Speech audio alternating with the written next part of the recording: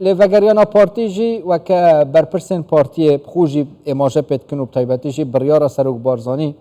او ودگرن جبوی زیرتر خدمت ولات یاب کن. برای سیدو چطور برپرسی هالبجارتنین پارتی المکتب رخصنا پارزگاه نین و ادگل مده. برای سیدو گلک سپاس از بحثا و مجارب که مل دست بکی جی اماجه پیت کرد. وانکی پارتی وگریا و بانگشه جی گرمو گرتر کریه. چون افچین دن ماینه کو پارتی وگرته و بارگین خوب دانه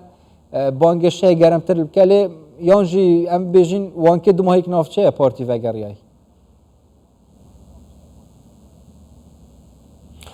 بله روجاتا و همون بینر بخیر براسی کم بری خوب بنی آره دهیل وانکی بو برای دستی روجال جنوب الموصل افرو الزمارجی ده بارگاه لجنة محلي الزمارجي وكن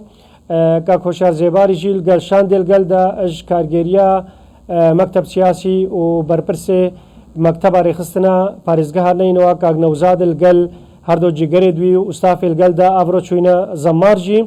دي الزمارجي وكن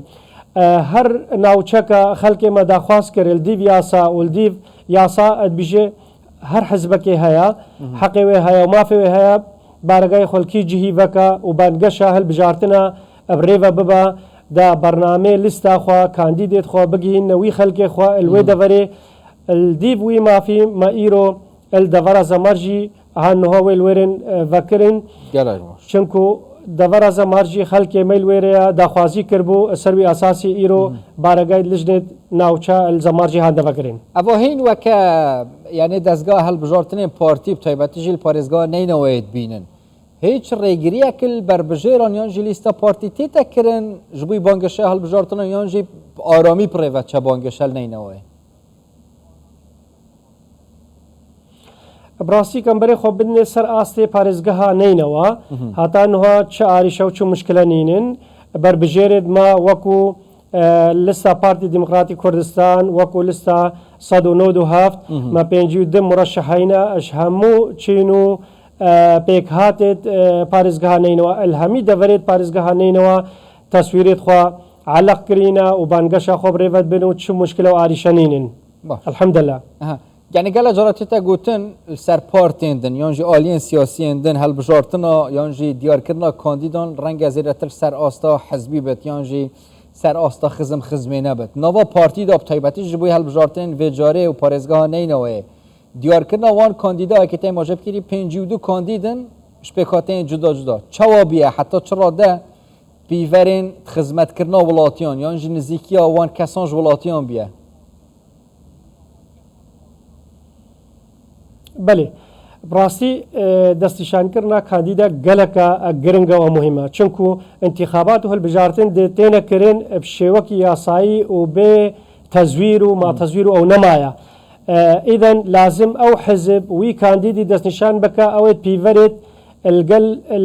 الصفة الوي كانديدي دهين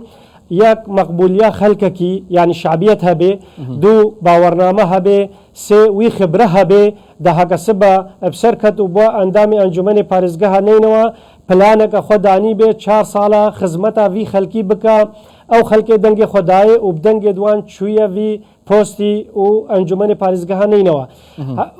رخی دیو 52 کاندیدن ما 14 کاندید عرب لستا خود هینا لستا 197 ما شبک هینا ما کاکایی هینا کردت ازیدی کردت بسلمان عرب اش همو پیکهات پارزگاه نینوا لستا مده هینا خوشبختانه يعني هموت شعبية وان هيا الدفرت خوا بيشكفتينا او كسد بسبور خبرة وان هيا جرأة وان هيا بجاري ما مصلاحية دا لقاء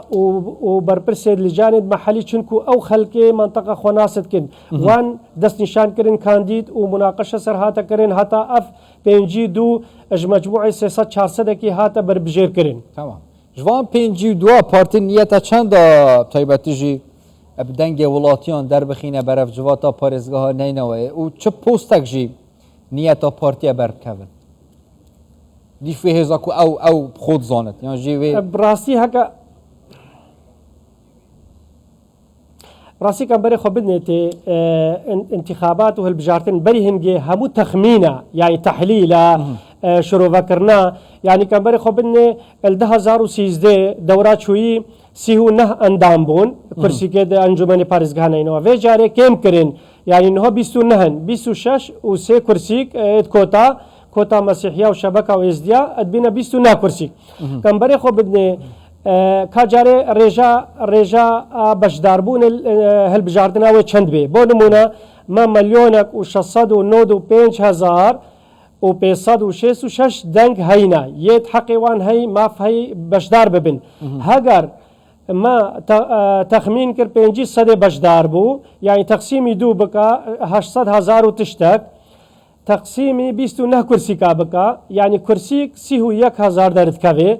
بەس دمینێ سەر هەندر وێ لستێدا لستامە مەتەلەن 52 مرەشحن هەکەمە نزیکی 200,000 دەنگێکی بر حساب بکە سەر 31,000 بنە چەند کورسیک یادی تر هەر کاندیدێکی دەنگێکی بتر برز وێ لستێدا ئەو دێ بەرێ ئەبسەرکەوێ و فاز بێ ئەب تەخمینامێ ئینشاءالله شەشا هەتا 8 کورسیکە ئەمێ دەستخۆڤەینن وەکە هەلبژارتنێت 21 ئێت پەرلەمانێ ئەم دێ دیسا بنە لیستا ئێگە سەر ئاسێ پارێزگەهانەینەوە چونکومە دیسا الپیش جی مگوت 2021 جی مگوت ما ثقت بخلق خوهايا وبنفس وقت خلق مجي ثقت بلستا بارتي ديمقراطي كردستان هيا بلستا صد ونود وهفت هيا بلستا بارزاني هيا براستي وان ايمان بهوري بفيلستي هيا چونكو زانن بارتي ديمقراطي كردستان السالت شويدا چبو خلق خوكر وديسا سالت بين وچبو خلق خوكا برنامج مجي الفان اهنگا ام ديارت كن بو خلق خوا برنامج ما نتشتكي خيالية تشتكي واقعية جبار السيد هم أسوي بحث بكم يعني وبرنامج خوها وبلان خوها كاين شو خدمات يمكن الجواتين باريزغام طيبتي از نينوي بحث بكم ليش بلي برنامج بلان وانا يا وما بستامن دوی زیادتر هم بزنن که خلکی بخوجی چه دوید جبلی کو یعنی کاندیدات وقت نوا خلکی بخوجی دانه این حتی چرا ده گوه گرتنا خلکیت کنه پلان جبوی کو خدمت اولاتی بکم طیبتیش دما بانگشیا هل بجارتنا دا تزانی هکم بری خوبنا داخوازیت خلکی خوا هندک داخوازی هینا بشیوکی گشتینه ادعامن هندک داخوازی هینا از بجمع مناطقي يعني جغرافيات مثلا بو نمونه داخوازت خلق الشنغالي تشد به جواز بنج جنوب الموصل جيت سهل نينوا خلق به امنيت پیدا به امن و امان پیدا به البنى التحتيه بيت تشكرين كهرباء وآب وريك ومدرسه ومستوصف ومستشفيات مزن يا ديتر زانكو وابن الوان منطقه خلق به او ريكفتنا نيفا حكومة أربيل ونيفا حكومة بغداد بيت جيبا جيكرين خلق دوي أول أوارا دهتا نهنه سال درباس بون البن خيفت هذا هروش ده خيفت تشوتنو خلق البان خيفت هذا بيضحية بون نمونا شفيدي الكامبا شاريا دي هشت خيفت شوتين دوهي الكامبا مامرشان يعني أف نه سالة أف سيناريو يبردواما وخلق مدبت ضحية بونمونا طلبكش خلقت آوار ونازح ادفين وغرينا سرملكو مالي خوا بس وغريانك اب روسبيتي امن و امان هبل و منطقه خدمات هبن وقت وغريان نجارك دي دسي هيوا جاك دي ببنا نازح في فيوي زيراتر بكاربن خدمت اولاتيان و نافچاب كن برای سيدو چتو بر پرسيال بجارتين بارتي المكتب رخصنا پارزگان نينو ايش دو كديال مادو گلک سپاس بو